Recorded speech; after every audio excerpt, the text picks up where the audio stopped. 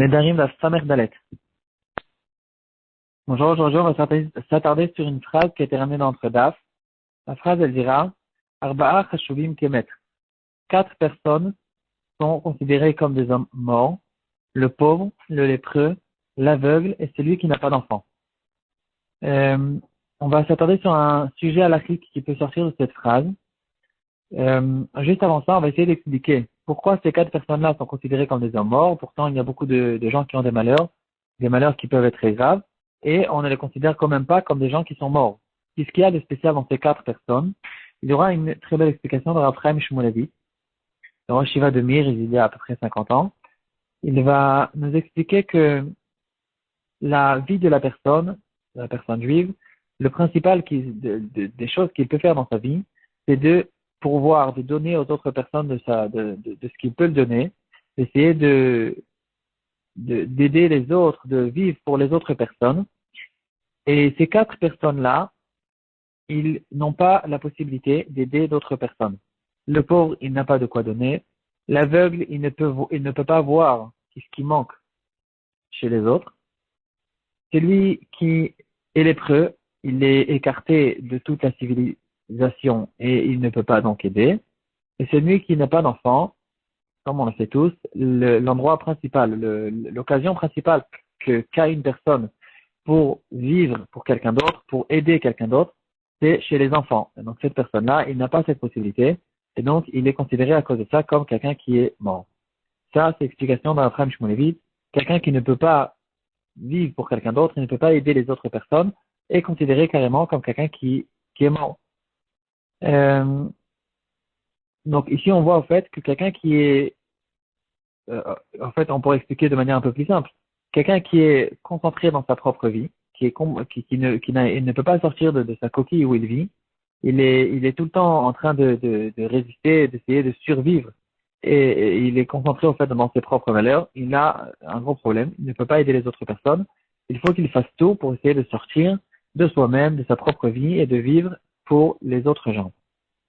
Maintenant, on en arrive à une histoire qui aura une question halachique. Une personne qui était très riche, il n'a pas eu d'enfant pendant très longtemps, et au bout d'une longue période d'attente, il a, Baruch Hashem, réussi à avoir un enfant. Il était très content, et il a décidé de faire un grand don à un hôpital, et il a décidé d'ouvrir en fait carrément un nouvel endroit, un nouvel étage, un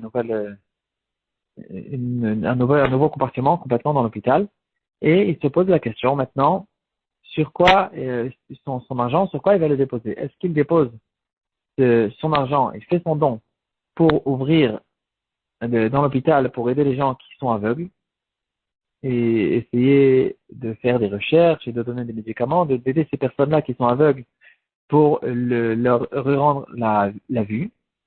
Une autre possibilité, c'est d'ouvrir dans l'hôpital des médecins qui vont aider les gens qui ont la stérilité, qui n'ont pas d'enfants, pour essayer de tout faire pour les aider dans ce domaine. Et là, la question se pose, qu'est-ce qui est, point de vue halakha, qu'est-ce qui est plus important? Est-ce qu'on aide les gens qui sont aveugles, ou bien on essaie de guérir les gens qui ont la stérilité et qui n'ont pas d'enfants? Et la question est arrivée devant Rav Zilberstein, qui a fait passer cette question à son beau-frère, Rav Chaim Kanevsky. Et quand la question est arrivée devant Rav Chaim Kanevsky, il a dit, je vais vous ramener une preuve. Il y a une Gemara dans Masechet Pesachim qui donne une liste de plusieurs sortes de salades qui peuvent être cachées pour le maror.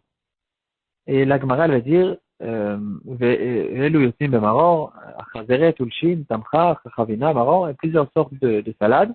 Et la Gemara, elle va dire, ça c'est la Mishnah, la Gemara, elle va dire à ce propos-là, tout ce qui est devancé dans la liste, il est plus important. C'est-à-dire, si quelqu'un, il peut recevoir, il arrive à recevoir, à acheter la première sorte du maror, il va tout faire pour essayer de le recevoir parce que c'est plus maudar. Donc on voit ici que quand la Mishnah nous donne une liste, quand Netanaïm nous donne une liste de choses, la liste, c'est pas parce qu'on avait besoin de donner cette liste, alors on a donné la liste. Il y a un ordre. Le premier, il est toujours plus important que le deuxième, etc. Donc en revenant maintenant à notre liste, Dans notre Gemara, on va voir, on a vu que 4 personnes sont considérées comme des gens qui sont morts. Et maintenant, en fonction de la liste, on verra qu'est-ce qui est le plus grave, qu'est-ce qui est encore plus considéré comme un mort, plus que d'autres. Donc le premier, c'est le pauvre. Le deuxième, c'est le lépreux. Et ensuite, il y a les deux derniers, c'est l'aveugle et celui qui n'a pas d'enfant. Donc si sa question, elle n'était pas faite d'aider des pauvres ou d'aider des lépreux, la question elle était si j'aide les aveugles ou j'aide ceux qui n'ont pas d'enfant. Dans ce cas-là, l'aveugle, il est dans un état qui est plus lamentable, plus grave que celui qui n'a pas d'enfant, et donc on lui dira de choisir à aider ceux qui sont aveugles plus que ceux qui n'ont pas d'enfant. Si sa question, par exemple, elle était entre aider des aveugles ou aider des gens qui ont la lèpre, non, d'abord, il faut savoir si la lèpre, qu'on appelle aujourd'hui la lèpre, ou même la tarate en ivrite moderne, c'est vraiment la lèpre qu'il y a à l'époque. Bon, c'est quand même une question théorique. Mais si sa question était entre la lèpre et les aveugles, alors ici, il rentrera dans un problème de Girsaot, parce que cette Gemara a été ramenée à deux reprises dans le chasse, dans notre Gemara, dans la Secret Avodazara. Dans la Secret Avodazara, l'ordre, il a été changé.